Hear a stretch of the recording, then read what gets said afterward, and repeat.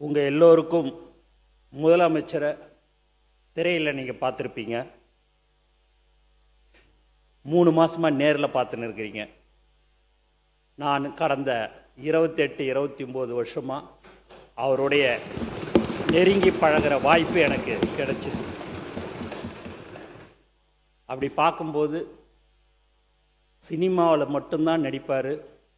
அதை தாண்டி வெளியில் வந்து நடின்னு சொன்னீங்கன்னா அவருக்கு நடிக்க தெரியாது. அதற்கு அப்பாற்பட்டு ஒரு நல்ல மனிதர் என்பதை இந்த நேரத்தில் நான் உங்களுக்கு தெரிவிச்சுக்கிறேன்.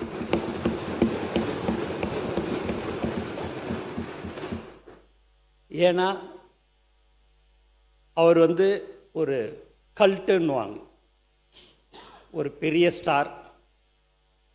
அந்த ஸ்டாராக இருக்கிறோமே அந்த மாதிரியான ஒரு எண்ணங்கள் எப்போதுமே அவருக்கு இன்னைய வரைக்கும் ஒரு முதலமைச்சர் ஆன பிறகு கூட சரி அந்த ஒரு நினைப்பே அவருக்கு இல்லை.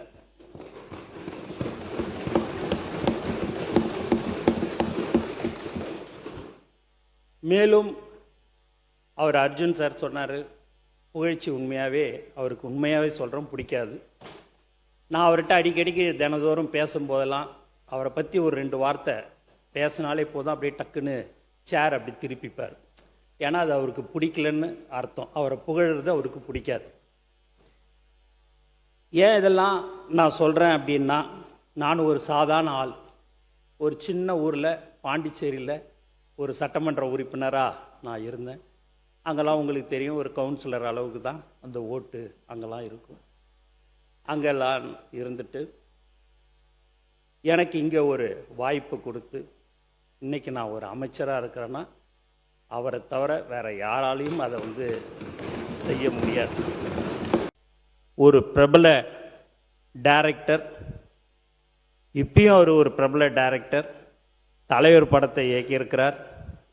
அவர் ஒரு தொகுதியை வந்து கேட்கும்போது கேட்டுக்கினார். அதுக்கு அடுத்த நாள் திருப்பி வந்து எனக்கு அந்த தொகுதி ஒன்றுன்னு ஒரு 1.5 வருஷத்துக்கு முன்னாடியே கேட்டார். கோச்சிக்காத நண்பா, அது அந்த தொகுதி என்னுடைய மாவட்ட செயலாளர் பல ஆண்டு காலமாக அங்கே உழைத்து கொண்டிருக்கிறார்.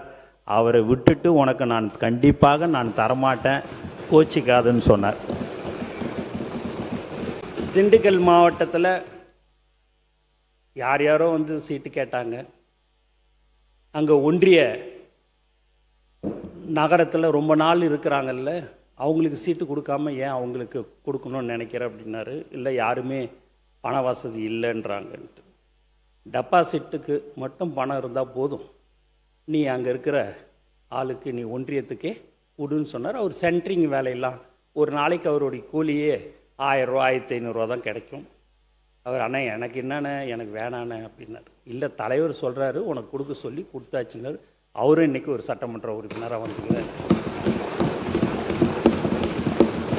நாங்கள் ப்ரெஸ்ஸெல்லாம் பார்த்து ஓடிடுறேன் அப்படி இப்படின்னுட்டுன்னு, வேகமாக நடக்கிறேன்னுட்டுன்னு.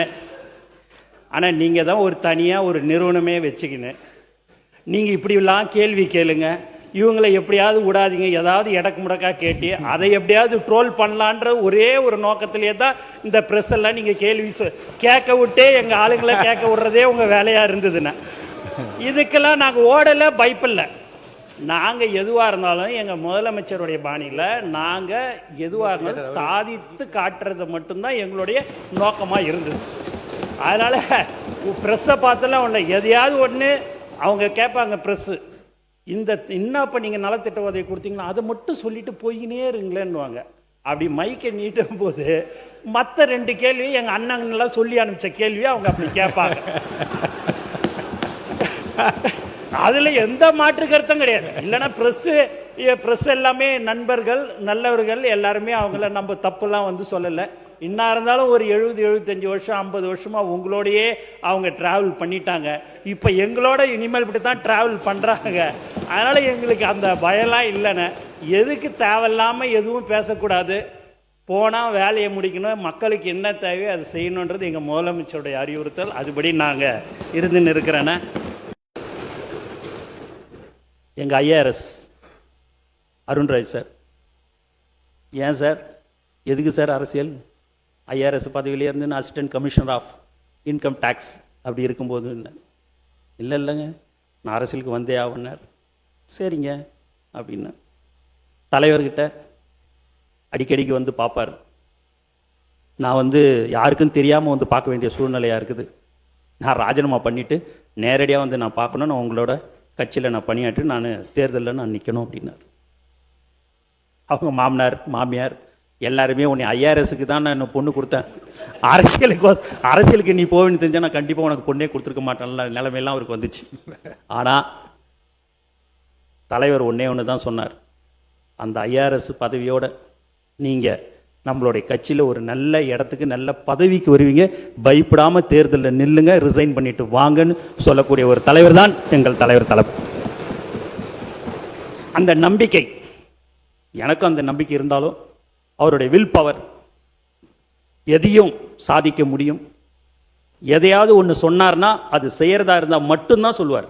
இல்லைன்னா நீங்கள் எப்படி சொன்னாலும் சரி அதை செய்ய முடியாது இருக்குதுன்னா கண்டிப்பாக அவர் அதை சொல்லவே மாட்டார். இப்போ கூட அவருடைய சிந்தனையே எதையெல்லாம் நாம் மக்களுக்கு வாக்குறுதி கொடுத்தோமோ அதை படிப்படியாக அனைத்தும் செய்து தர வேண்டும் என்ற ஒரு நல்ல எண்ணத்தில் கூடிய இருக்கிறவர் தான் எங்கள் தலைவர். ஆகவே ஒரு மனிதனை எப்படியெல்லாம் புண்படுத்தணுமோ எப்படியெல்லாம் கஷ்டப்படுத்தணும்னு எல்லாருமே நிறைய பேர் வந்து அதை செஞ்சிட்டாங்க. சர்க்கார் என்ற ஒரு படத்தில் ஒரு பேனரை கிழிக்காமல் இருந்திருந்தா இவங்க தான் திருப்பி வந்திருப்பாங்க. அந்த ஒரே ஒரு பேனர் தலைவர் சர்க்கார் பேனரை கிழிச்சதுனால தான் நீங்கள் விட்டுட்டு உக்காந்துட்டீங்க. அது நீங்கள் கிழிக்காமல் இருந்திருந்தீங்கன்னு வச்சிங்களேன், நீங்கள் தானே இருந்திருப்பீங்க அடுத்தாப்புல. நீங்கள் அந்த ஒரு பேனரை கிழிச்சதுனால தான் நீங்கள் இல்லை.